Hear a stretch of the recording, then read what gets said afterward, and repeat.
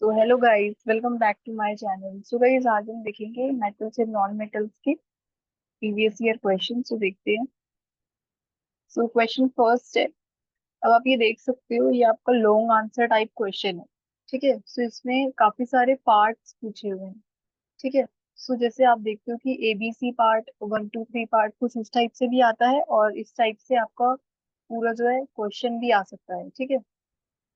सो देखो, इसके भी हम देखते हैं कि कैसे कैसे पार्ट्स हैं। सो देखो, in the formation of a compound XY2। ठीक है। तो ये एक कंपाउंड है। Atom X donates 1 electron to each Y atom. So यहाँ हम बात कर रहे हैं किसकी, कि जो X एटम है ये डोनेट कर रहा है 1 इलेक्ट्रॉन Y को। ठीक है।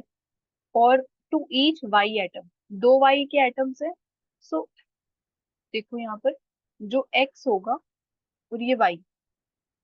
सो 1 इलेक्ट्रॉन ये डोनेट कर रहा है एक एटम को, और इसी टाइप से सेकंड इलेक्ट्रॉन जो है वो डोनेट कर रहा है दूसरे वाई एटम। सो इस टाइप से एक एक एटम डोनेट हो रहा है वाई एटम। ठीक है। कौन कर रहा है? X atom. तो आपसे पूछा है कि show the electron dot structure of X and Y and the formation of XY2। So alright, so हमें ड्रॉ करना है इलेक्ट्रॉन डॉट स्ट्रक्चर। सो देखो, अगर आपने इससे प्रीवियस वाली वीडियो देखी हो तो हमने वहां पर NaCl का भी स्ट्रक्चर देखा था कि कैसे बनता है।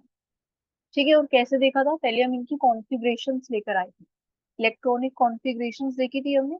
और उसके थ्रू हमने देखा था, जैसे सोडियम है तो इसके जितने भी, जैसे सोडियम है, ठीक है, सोडियम का अगर हम एटॉमिक नंबर की बात करें तो 11 होता है इसका एटॉमिक नंबर। ठीक है।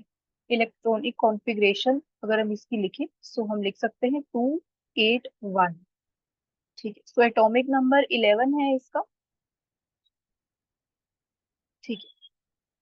और यहाँ पर इसकी कॉन्फ़िगरेशन हो जाएगी 281। So this is K L M और N शेल। सो ये भी हमने देखा था कि K में जो है मैक्सिमम 2 इलेक्ट्रॉन्स आ सकते हैं, इसी टाइप से L और M में मैक्सिमम 8 इलेक्ट्रॉन आ सकते हैं। सो यहाँ आप देख सकते हो कि 8 इलेक्ट्रॉन्स, अब ये L शेल फिल्ड हो गई, कंप्लीटली ऑक्युपाइड है। फिर आप M शेल में इलेक्ट्रॉन जो है फिल करना स्टार्ट करोगे। ठीक है। सो 11 थे टोटल, तो यहाँ हमने 11 जो है कर दिए थे। सो ये हो गई आपकी सोडियम की बात। फिर हमने क्या देखा था? क्लोरीन का। अब क्लोरीन का एटॉमिक नंबर होता है 17। तो इसकी इलेक्ट्रॉनिक कॉन्फ़िगरेशन हो जाएगी 287। दिस इज K L और M शेल। अब देखो जरा, ये जो क्लोरीन है, अब इसके हमें आउटर मोस्ट शेल में इलेक्ट्रॉन्स देखने होते थे। ठीक है। सो आप देखोगे जैसे सोडियम था, तो सोडियम की अगर हम आउटर मोस्ट शेल या फिर वैलेंस शेल, तो सबसे बाहर वाली शेल देखो, सोडियम के M शेल में कितने इलेक्ट्रॉन्स है? एक ही इलेक्ट्रॉन्स है इसके, जो इसकी आउटर मोस्ट शेल है। ठीक है। अब क्लोरीन की अगर हम बात करें तो यहाँ पर है इसके 7 इलेक्ट्रॉन्स आउटर मोस्ट शेल में। अब सोडियम के पास एक ही है, और क्लोरीन के पास कितने हैं? 7 इलेक्ट्रॉन्स। सो ये जो सोडियम है, ये इसको एक इलेक्ट्रॉन डोनेट कर सकता है। ठीक है, क्लोरीन को। तो यहाँ से बन जाएगा आपके पास NaCl का। NaCl में क्या बन जाएगा? एक आयनिक बॉन्ड बन जाएगा। ठीक है।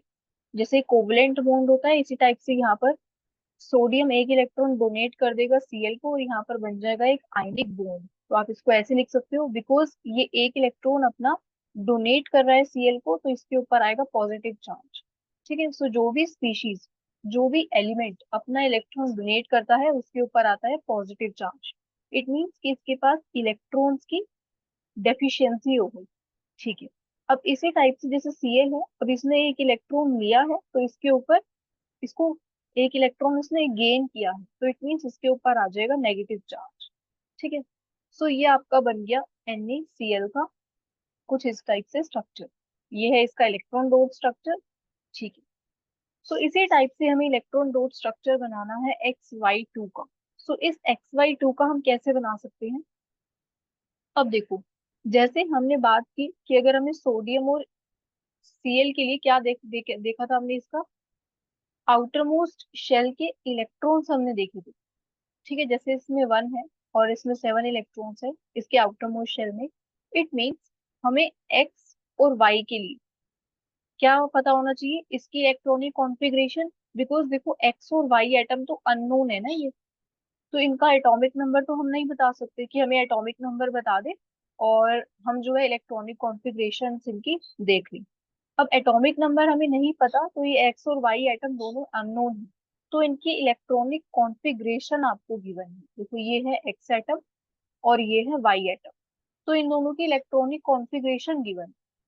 ठीक है, तो फिर हम इसी से देखेंगे कि जो हमारा इलेक्ट्रॉन लोड स्ट्रक्चर है वो कैसे बनेगा। सो ऑलराइट, ठीक है, तो हम इसी से देखने वाले हैं कि हमारा इलेक्ट्रॉन लोड स्ट्रक्चर अब कैसे बनेगा। सो देखो, अब देखो जो हमारे पास एटम एक्स है, ठीक है, अब हम बात करते हैं अपने एटम एक्स की। तो इसकी इलेक्ट्रॉनिक कॉन्फ़िगरेशन हमें क्या गिवन है, 2 8 2। के शेल में 2 इलेक्ट्रॉन्स, 8, फिर एल में 8 और एम में 2। ठीक है, और एटम वाई की अगर हम इलेक्ट्रॉनिक कॉन्फ़िगरेशन देखें, सो है 2 7। सो देखो इसके लिए भी हमें क्या देखना होगा, आउटर मोस्ट शेल की इलेक्ट्रॉनिक कॉन्फ़िगरेशन। ठीक है, अब देखो अगर आपको ये इलेक्ट्रॉनिक कॉन्फ़िगरेशन नहीं गिवन, फॉर एग्जांपल आपको गिवन है कि एटम एक्स है और इसके आउटर मोस्ट शेल में 2 इलेक्ट्रॉन्स प्रेजेंट है, और इसी टाइप से एटम वाई है और इसके आउटर मोस्ट शेल में 7 इलेक्ट्रॉन्स प्रेजेंट है, तो आपका क्वेश्चन उससे भी हो सकता है। ठीक है, सो अगर आपको इलेक्ट्रॉनिक कॉन्फ़िगरेशन दे रखी है, just you have to see the valence shell electrons. ठीक है, so how many electrons are present in the valence shell, आपको जस्ट यही देखना है।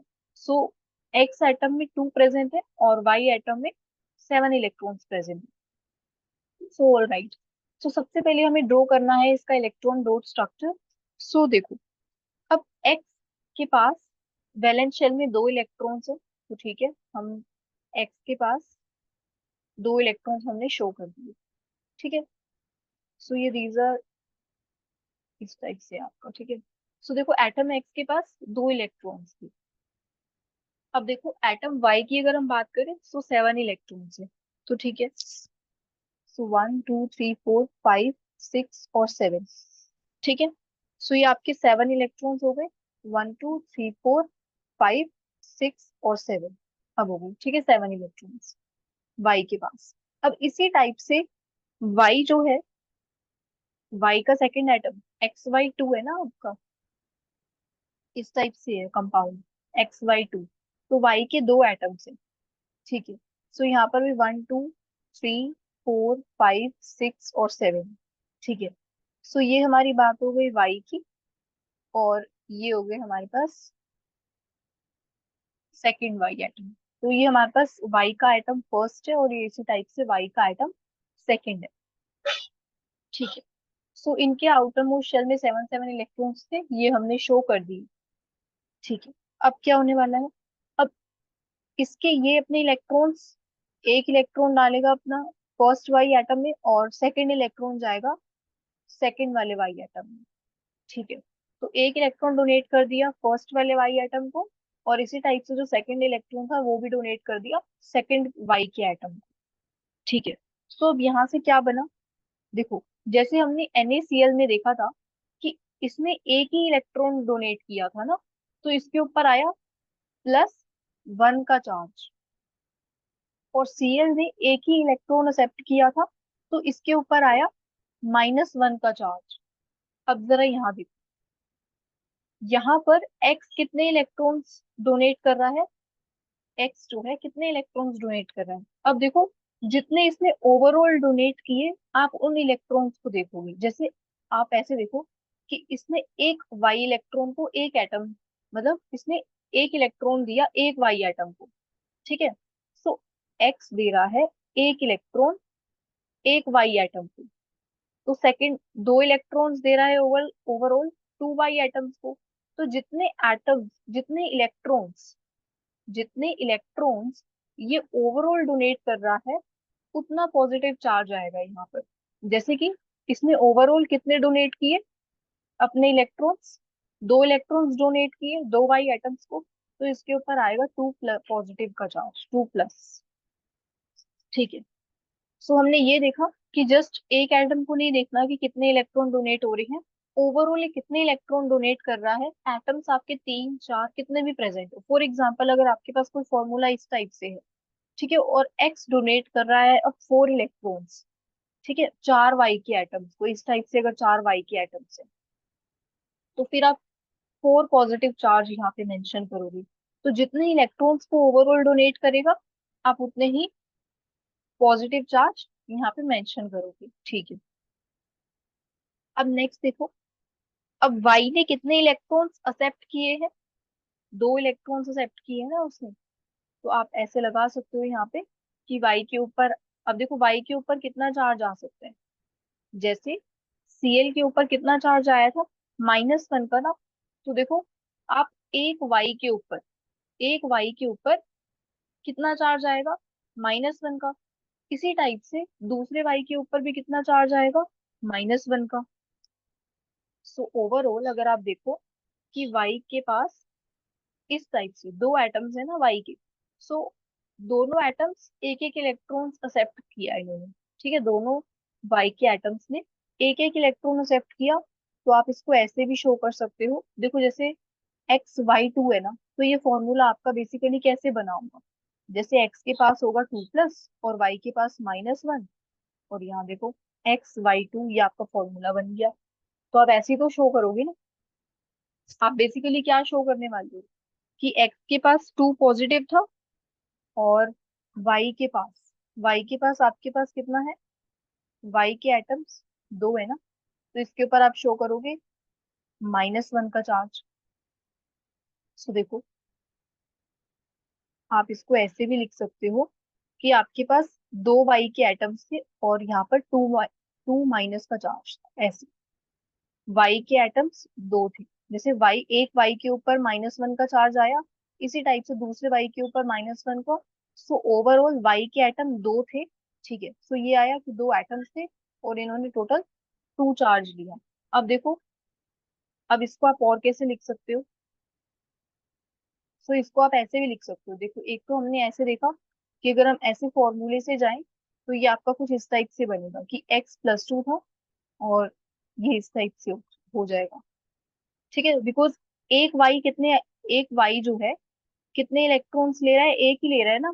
तो यहाँ से देखो XY2 आपका ये भी फॉर्मूला बन सकता है, और आप ऐसे भी कर सकते हो कि x+2 और जो y थे दैट इज 2 माइनस, ऐसे भी आप शो कर सकते हो, ठीक है। तो देखो क्या आएगा यहाँ पर, अभी भी XY2 आएगा, बिकॉज चार्ज क्या है, सेम ही है ना, ठीक है। चार्ज अगर सेम है तो हम उसको मेंशन ही नहीं करते। तो यहाँ हमने Y2 ले लिया और इसके ऊपर 2 माइनस ओवर, तो आप ऐसे भी शो कर सकते हो इसको,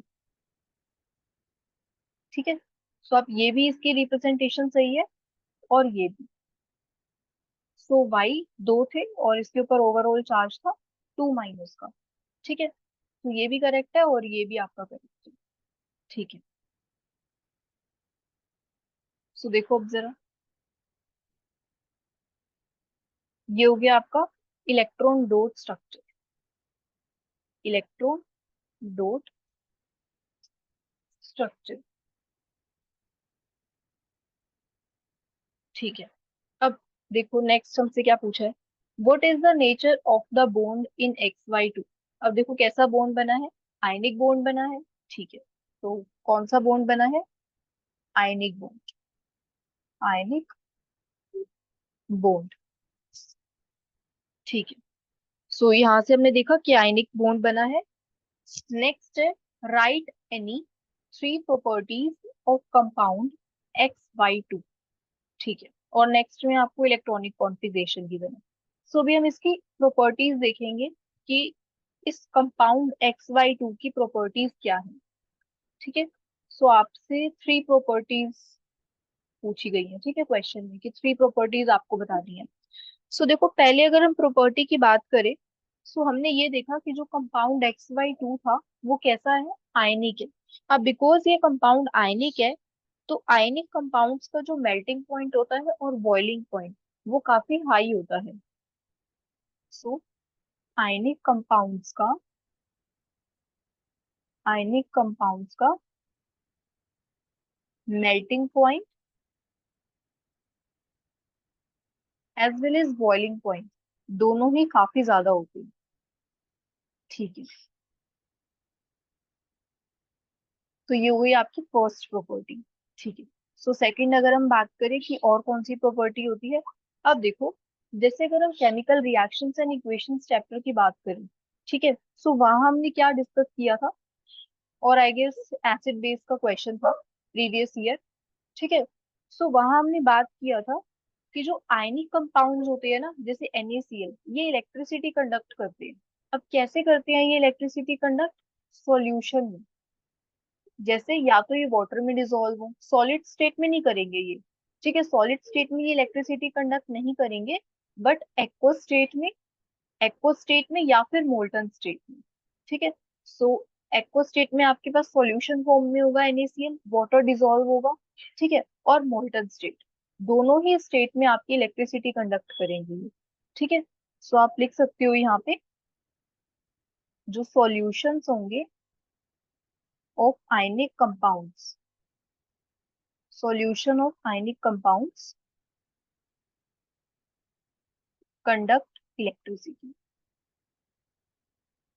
ठीक है, और मोल्टन स्टेट में भी कंडक्ट करते हैं, ये भी आप पॉइंट मेंशन कर सकते हो। ठीक है, सो हमने ये देखा कि जो इलेक्ट्रिसिटी कंडक्ट होती है वो किसकी वजह से होती है, because of the flow of ions.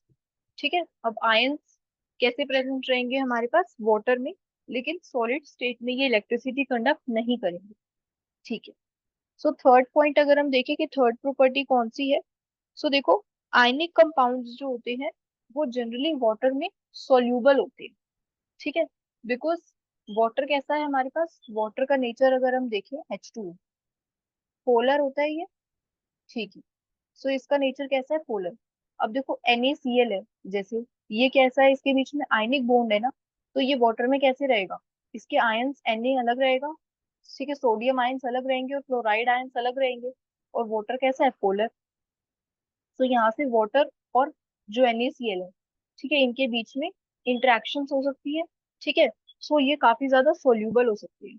ठीक है, सो ये आप थर्ड पॉइंट ये मेंशन कर सकते हो कि जो आयनिक कंपाउंड होते हैं वो सोल्यूबल होते हैं वाटर में।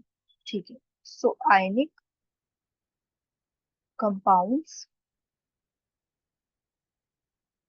Are soluble in water. ठीक है, सो ये हो गया थर्ड पॉइंट। ठीक है, सो ये थी हमारी इसकी प्रॉपर्टीज कि हमें थ्री प्रॉपर्टीज बतानी थी इस कंपाउंड की। ठीक है, सो हमने ये कंपाउंड देखा आयनिक था, तो फर्स्ट हमने ये देखा कि इसका मेल्टिंग और बॉइलिंग पॉइंट दोनों ही ज्यादा होते हैं, और सॉल्यूशंस जो होते हैं आयनिक कंपाउंड के वो इलेक्ट्रिसिटी कंडक्ट करते हैं। और थर्ड पॉइंट ये देखा कि जो आयनिक कंपाउंड्स है वो वाटर में सोल्यूबल है। ठीक है, सो अब नेक्स्ट क्वेश्चन अगर हम देखें, सो ये है आपका क्वेश्चन सेकंड। ठीक है, अब देखो क्वेश्चन सेकंड में क्या पूछा है, carbonate and sulfide ores are usually converted into oxides during the process of extraction of metals. So give reason। ठीक है, सो आपको बताना है कि कार्बोनेट और जो सल्फाइड ओर्स होते हैं, हम पहले उनको ऑक्साइड्स में कन्वर्ट करते हैं। तो देखो ये हमने इससे प्रीवियस वीडियो में डिस्कस किया था कि आपको बताना था जो Hg होता है मर्क्यूरी का, और आई गेस एक और था, ठीक है, कॉपर था और आयरन था। तो आयरन और कॉपर में से था, हमने जिंक का भी देखा था। ठीक है, तो यहाँ हमने क्या किया था, आपको बताना था कि आप ये दोनों मेटल्स कैसे एक्सट्रैक्ट कर सकते हो। ठीक है, सो वहां हमने देखा था, देखो फर्स्ट स्टेप तो होता है मिनरल्स, मिनरल से हमें मिलते हैं ओर्स। ठीक है, और ओर्स को हम क्या करते हैं, कंसंट्रेट करते हैं। तो यहाँ से एक प्रोसेस आता है, concentration of an ore, concentration of an ore. फिर इसके नेक्स्ट हमने देखा था कि हम मेटल्स को कैसे एक्सट्रैक्ट कर सकते हैं। ठीक है, मेटल्स को हम कैसे एक्सट्रैक्ट कर सकते हैं, एक्सट्रैक्शन ऑफ मेटल्स। ठीक है, अब देखो जितने भी, अगर आप मेटल्स देखोगे अपने रिएक्टिविटी सीरीज में, ठीक है, तो सारे मेटल्स जो हैं आपके, ठीक है, तो वहां पर क्या होता है कि कुछ मेटल्स आपके रिडक्शन से आते हैं, कार्बन के साथ आपने रिडक्शन करवा दिया। और कुछ जो मेटल्स हैं आप कैसे एक्सट्रैक्ट कर सकते हो, इलेक्ट्रोलिटिक रिडक्शन से। जितने भी आपके हाईली रिएक्टिव मेटल्स है, सोडियम हो गया, पोटेशियम हो गया। ठीक है। तो अब अगर हम बात करें यहाँ पर कार्बोनेट और सल्फाइड ओर्स को पहले हम ऑक्साइड्स में कन्वर्ट करते हैं। तो जैसे अगर हम मैं मर्क्यूरी की बात करूँ, ठीक है, तो मर्क्यूरी केस में हमने क्या देखा था कि हमने यहाँ इसका एक ओर लिया। तो सबसे पहले हम लेते हैं, स्टेप फर्स्ट है कि आप जो सा भी मेटल एक्सट्रैक्ट कर रहे हो आप उसका ओर लोगे। फॉर एग्जाम्पल आपको मर्क्यूरी मेटल एक्सट्रैक्ट करना है, तो आपने उसका ओर लिया। ठीक है, इस ओर का नाम अगर आप देखो तो इसका है सिनाबार। तो आपने सिनाबार ओर लिया, ये है मर्क्यूरी और ये सल्फाइड। ठीक है। तो इसको सबसे पहले हमने हीट किया, इसको सबसे पहले हम हीट कर रहे थे, और इसको हीट कैसे कर रहे थे, हम ऑक्सीजन की प्रेजेंस में हीट किया। यहाँ से आपको मिल गया था मर्क्यूरी ऑक्साइड। ठीक है, फिर ये जो मर्क्यूरी ऑक्साइड मिला, फिर आप इसको फिर से हीट कर रहे थे, तो यहाँ आपको मर्क्यूरी मिल गया था और ऑक्सीजन, और यहाँ पर भी आपको कुछ प्रोडक्ट्स फॉर्म हुए थे। ठीक है। सो हम मेन बात यहाँ किसकी कर रहे हैं, सबसे पहले हमसे ये बोला गया है कि कार्बोनेट और सल्फाइड ओर्स को पहले हम ऑक्साइड्स में कन्वर्ट करते हैं। सो देखो, ये मर्क्यूरी मेटल का कौन सा ओर है, सल्फाइड ओर। तो ये सल्फाइड ओर, तो सल्फाइड ओर को हम सबसे पहले किस में कन्वर्ट कर रहे हैं, HgO में, ऑक्साइड्स में कन्वर्ट कर रहे हैं, और ऑक्साइड से फिर हम इसको हीट करके फिर मेटल लेकर आ रहे हैं। तो ऐसा क्यों कर रहे हैं कि स्टेप फर्स्ट में हम सल्फाइड ओर को HgO ऑक्साइड्स में क्यों कन्वर्ट कर रहे हैं। और देखो इसी टाइप से हमने एक और भी देखा था। जैसे अगर आप जिंक की बात करो तो जिंक कार्बोनेट, हमने कार्बोनेट और लिया था इसका, और इसको हीट किया। सो यहाँ हमने इसको ZnO में कन्वर्ट किया। ठीक है, प्लस CO2। इस टाइप से आपके कुछ प्रोडक्ट्स आए थे। फिर ये जो जिंक ऑक्साइड था, इसको हम फर्दर हीट कर रहे थे, और इसका रिडक्शन किया था हमने कार्बन के साथ। सो यहाँ से आपको जिंक मिल गया, और इसके साथ आपको और भी कुछ प्रोडक्ट्स मिले थे, CO I guess, carbon monoxide. ठीक है। अब देखो, अब ये दोनों मेटल्स को आप देखो, यहाँ हमने मर्क्यूरी मेटल एक्सट्रैक्ट किया और यहाँ हम कर रहे हैं कौन सा metal extract, zinc, zinc metal extract किया। अब देखो ये क्या था, कार्बोनेट, ये आपके पास कार्बोनेट का ओर है। तो इस कार्बोनेट के ओर को हमने पहले किस में कन्वर्ट किया, फिर से ऑक्साइड में कन्वर्ट किया, जिंक ऑक्साइड। और फिर हमने जिंक ऑक्साइड का कार्बन के साथ रिडक्शन किया। ठीक है, तो फिर आपका जिंक मेटल आया। तो पहले हम स्टेप फर्स्ट में क्या कर रहे हैं, चाहे हमारे पास सल्फाइड ओर हो या फिर कार्बोनेट ओर हो।